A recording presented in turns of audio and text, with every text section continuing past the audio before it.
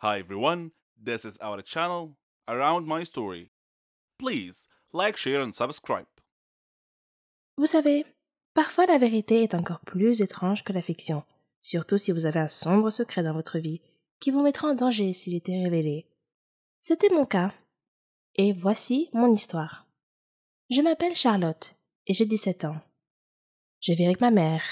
Mon père est décédé avant ma naissance, alors ma mère a dû m'élever toute seule. Ma mère savait tout de moi. Mes études, mes amis. Elle avait certaines règles que j'étais censée suivre. Par exemple, il était interdit de manger à l'extérieur, je ne pouvais pas être amie avec quelqu'un sans qu'elle sache tout sur lui avant, etc. Je trouvais ces règles assez paranoïaques, et je lui ai demandé pourquoi elle imposait de telles restrictions pour que je me fasse des amis. Elle m'a répondu simplement que, de nos jours, on ne peut faire confiance à personne. Mais ce n'était pas une réponse très satisfaisante. Et quand je lui ai demandé ce que cela signifiait, elle n'a rien dit de plus. En grandissant, ces règles me déconcertaient encore plus, et je ne pouvais pas m'empêcher de me demander si elles avaient un rapport avec mon père, dont je ne savais rien. Maman disait toujours qu'il était un trouble-fête, et elle me disait que tout serait clair pour moi avec le temps. Un jour férié, j'ai rejoint un nouveau groupe. Nous avons fait beaucoup de concerts. C'était génial! J'étais douée pour jouer de la musique et chanter. Quand nous sommes allés camper, nous avons rencontré des étudiants d'autres pays. Nous nous sommes fait beaucoup de nouveaux amis et nous nous sommes amusés ensemble. Nous avons même eu la chance d'accroître la notoriété et la réputation de notre groupe. Après notre première représentation au camp, une fille asiatique s'est approchée de moi et m'a serré dans ses bras en disant « Charlotte, tu m'as beaucoup manqué !» Prise au dépourvu, j'ai demandé « Est-ce que je te connais ?» Elle m'a encore surprise en disant « Tu ne me reconnais pas? Je suis Marie, ton amie !» J'ai souri et j'ai répondu « Tu dois te tromper.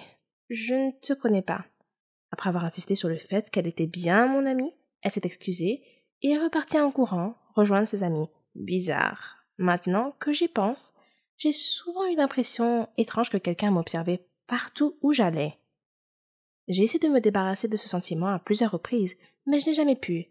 Je me disais simplement que ça devait être mon imagination. Ce soir-là, nous sommes tous allés faire une excursion dans la jungle.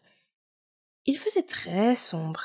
J'étais séparée du groupe et je me suis retrouvée seule, entourée d'arbres.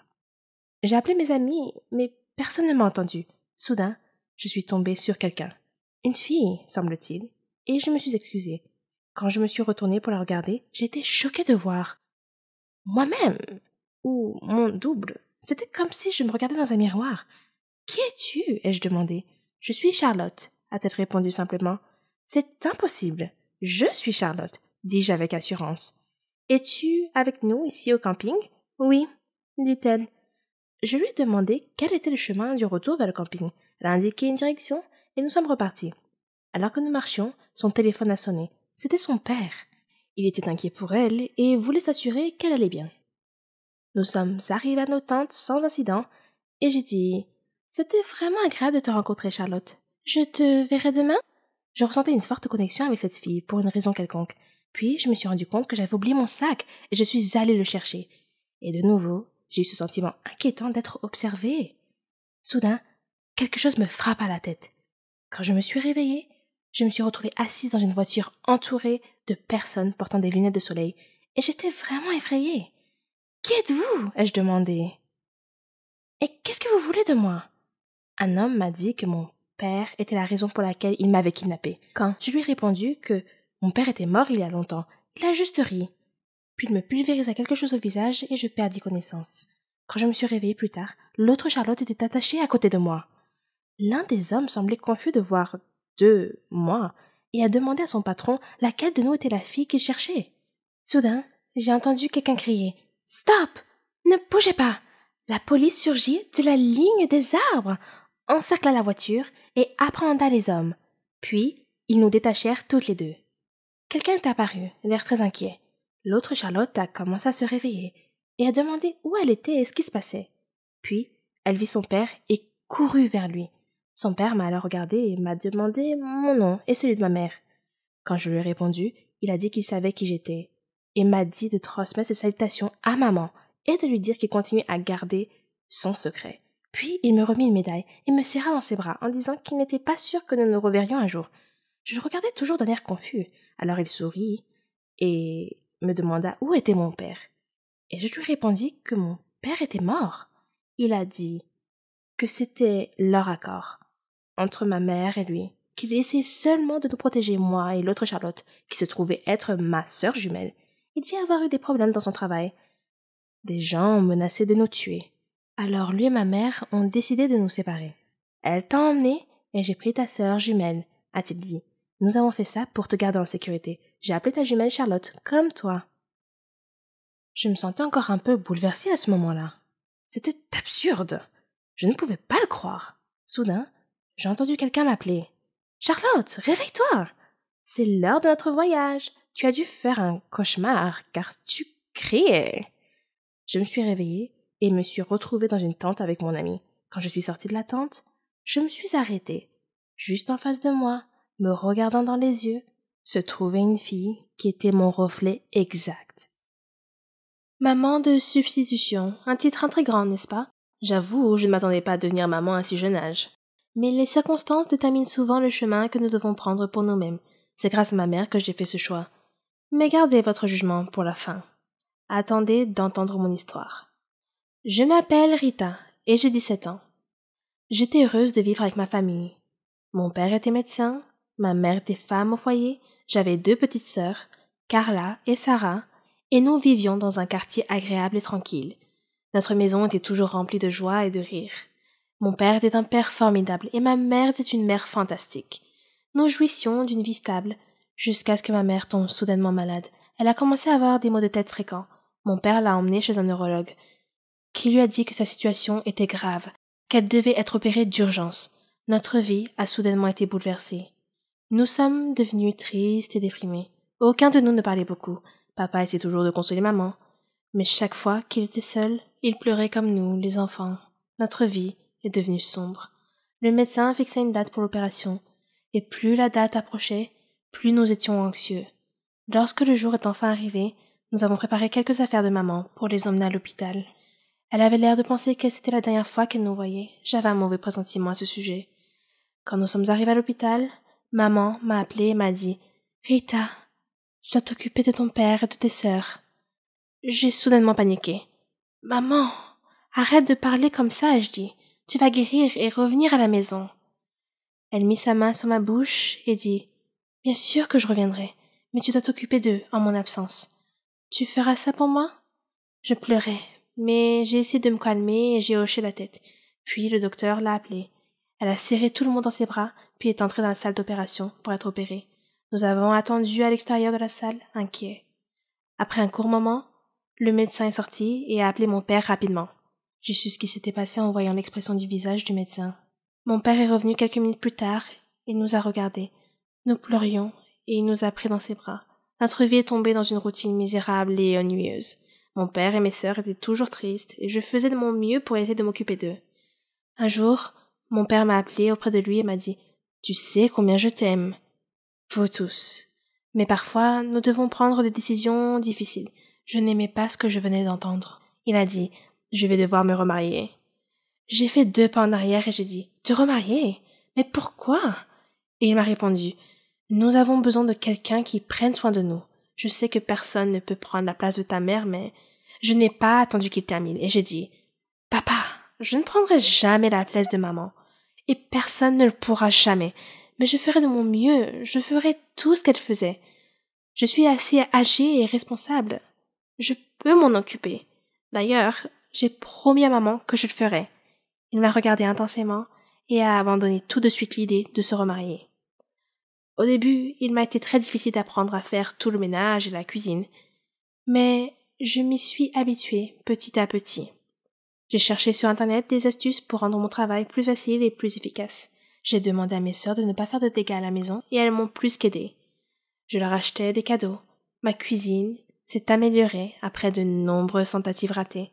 Lorsque j'étais fatiguée et que je voulais abandonner, je me souvenais du visage de ma mère, et cela me donnait la force de continuer. 10 ans plus tard, je suis toujours la maman de la maison. Papa ne s'est pas encore remarié. Mes sœurs ont grandi et se débrouillent bien dans leurs études. Notre appartement est toujours propre et nous sommes à nouveau heureux. La route a été longue, mais j'ai fait ce que je devais faire, et je l'ai bien fait. Ce qui est agréable avec la réussite, c'est de voir tous vos amis et votre famille être si fiers de vous et de vos réussites. Ce respect et cette appréciation mutuelle sont le fondement de la véritable amitié. Mon histoire parle de succès et d'amitié et aussi quand deux amis deviennent incompatibles et ne vont plus de pair. Je m'appelle Chérie et j'ai 21 ans. J'avais une amie qui s'appelait Margot. Elle n'était pas seulement mon amie, elle était ma meilleure amie, ma sœur. Elle était tout pour moi. Nous étions semblables à bien des égards, même dans nos passe-temps et nos rêves. Après la mort de mon père, maman et moi avons déménagé dans le quartier de Margot, car sa mère était la meilleure amie de ma mère. Je n'avais que 3 ans à l'époque, alors Margot et moi avons pratiquement grandi ensemble. À l'école, nous partagions les mêmes classes, étudions ensemble et faisions même équipe dans les labos. Elle et moi rêvions toutes deux de devenir pharmaciennes. J'ai eu du mal au lycée, mais je m'en suis sortie grâce au soutien et aux encouragements de Margot. Je n'avais pas autant de liberté et d'indépendance qu'elle, car ma mère me surprotégeait. C'est à ce moment-là que mon histoire a vraiment commencé. Lorsque j'ai décidé de m'inscrire à la faculté de pharmacie, Margot m'a demandé pourquoi j'avais choisi cette spécialité. Je lui ai répondu que mon père était mort d'une maladie maligne, incurable, et que mon rêve était de trouver un remède à cette maladie pour sauver des vies. J'ai étudié dur et je me suis inscrite avec succès à la faculté de pharmacie.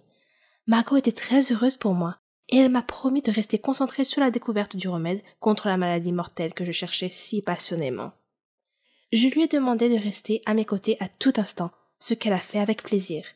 La faculté de pharmacie se trouvait à l'étranger, donc hors de mon pays.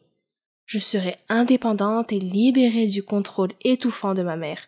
Franchement, j'avais hâte d'y être. Margot et moi avons trouvé un endroit où loger près de la faculté, dans une auberge de jeunesse avec un groupe de filles de différents pays. Contrairement à moi, Margot a pu facilement se lier d'amitié avec elle. Nos études n'ont pas été faciles au début, mais nous avons travaillé dur et nous nous sommes débrouillés. J'étais tellement excitée de me plonger dans mes recherches et d'en apprendre le plus possible. J'interrogeais constamment les instructeurs et les médecins pour élargir mes connaissances. C'était mes débuts, et Margot est restée à mes côtés tout ce temps. Finalement, nous avons été diplômés de la faculté et avons entamé nos carrières. J'ai commencé dans une entreprise pharmaceutique et elle dans une autre. Nous étions maintenant des concurrentes en quelque sorte. Pour préparer mes recherches privées, j'ai loué un appartement près de mon entreprise. Margot a fait de même près de son entreprise. Elle me demandait toujours comment se passaient mes recherches. Elle savait que j'essayais de développer un antibiotique pour guérir la maladie mortelle de papa. Mais ce n'était pas facile, car le système immunitaire de l'organisme attaquait l'antibiotique et le détruisait avant qu'il ne puisse détruire les cellules malades. Je devais découvrir une substance neutre que le système immunitaire n'attaquerait pas, afin que le médicament puisse pénétrer dans l'organisme suffisamment loin pour trouver et détruire les cellules malades par des interactions chimiques.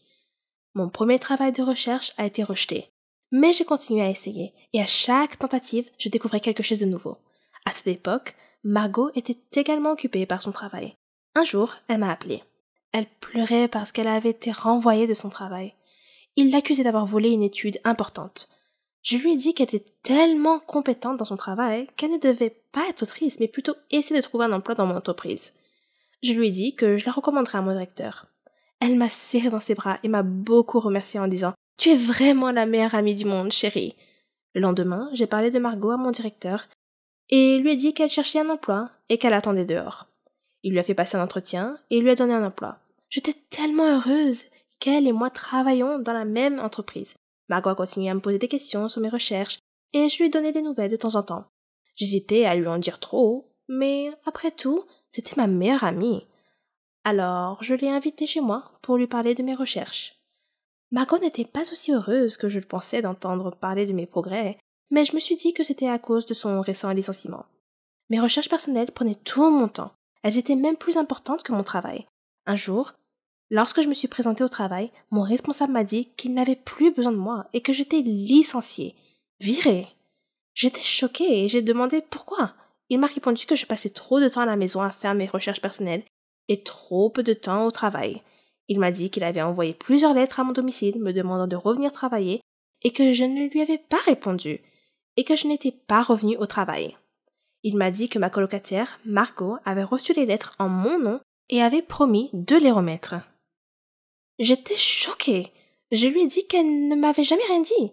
De retour à la maison, j'ai confronté Margot et lui ai demandé pourquoi elle ne m'avait pas remis les lettres de mon patron comme elle l'avait promis. Elle s'est excusée et a dit qu'elle avait reçu les lettres, mais qu'elle était si occupée qu'elle les avait mises de côté et oubliées. Je lui ai pardonné, mais j'ai eu l'impression qu'elle n'était pas tout à fait honnête avec moi. J'ai mis l'affaire de côté et lui ai dit que le fait d'être licenciée me permettrait simplement de libérer du temps et d'en consacrer davantage à mes recherches personnelles. Quelques jours plus tard, Margot m'a appelé pour me demander de venir faire la fête avec elle, et je lui ai demandé de quoi il s'agissait. Elle m'a dit qu'elle avait obtenu une promotion et pris ma place au travail, mon ancien emploi. J'étais heureuse pour elle, mais en même temps, je sentais que quelque chose clochait dans cette histoire. Et ce sentiment semblait s'amplifier. Le temps s'est écoulé et mes expériences ont finalement été couronnées de succès. J'avais réussi à trouver le médicament qui pouvait détruire les cellules malades. J'étais aux anges. Papa aurait été si fier de moi. J'ai appelé Margot et lui ai parlé de ma découverte. Elle m'a dit « Oh chérie, tu as réussi! Tu as découvert le remède !» Je lui ai dit que j'avais l'intention de présenter bientôt mes recherches à une autre société pharmaceutique, une société qui était meilleure que la précédente qui m'avait licenciée. Elle avait l'air heureuse pour moi, mais avait un regard étrange. Je me sentais fatiguée et j'ai souhaité bonne nuit. Elle m'a dit qu'elle allait rester debout un moment, alors je me suis endormie. Quand je me suis réveillée le lendemain matin, j'ai trouvé mon espace de recherche en désordre et mes données de recherche avaient disparu. J'ai réveillé Margot et lui ai dit que quelqu'un avait volé mes recherches la nuit dernière. Elle a dit « Ce n'est pas possible. Qui d'autre que toi et moi était au courant de tes recherches ?» J'ai dit « C'était peut-être mon ancien directeur. Peut-être qu'il avait deviné que j'avais fait une avancée. » Je ne sais pas. J'ai appelé la police pour signaler l'effraction et le vol de mes données de recherche, mais ils n'ont trouvé aucune preuve de l'identité du coupable. Je suis retournée dans mon pays d'origine, déçue et abattue. J'ai trouvé un autre emploi, dans une entreprise proche de chez moi. De nombreux mois s'étaient écoulés. Je n'étais plus en contact avec Margot. Nous avions perdu le contact quelque part en cours de route. Et puis un jour, maman regardait la télévision. Quand elle a soudain vu une émission qui allait parler d'un nouveau médicament qui traiterait et guérirait la maladie maligne de papa. Ils allaient interviewer l'inventeur de ce remède miracle. Je me suis assise, captivée. Je devais la regarder. Quand le journaliste présenta l'invité, c'était Margot. Je ne pouvais pas en croire mes yeux. C'était elle. Elle avait volé mes recherches. Ma soi-disant meilleure amie m'a trahie. Et je l'avais traitée comme une sœur. Ça m'a profondément blessée. J'ai intenté une action en justice contre elle et j'ai récupéré mes recherches et le mérite de la découverte du remède. Donc ça, c'est bon. Mais la seule chose qui n'a jamais pu être réparée et pour laquelle il n'y avait pas de remède, c'était l'ancienne relation entre nous. Elle m'avait poignardé dans le dos et détruit ma foi en l'humanité. Et je pense que je ne trouverai jamais de remède à cela. Il y a beaucoup de raisons de détester quelqu'un. Peut-être qu'il vous a fait du mal, peut-être qu'il est grossier ou qu'il vous a blessé.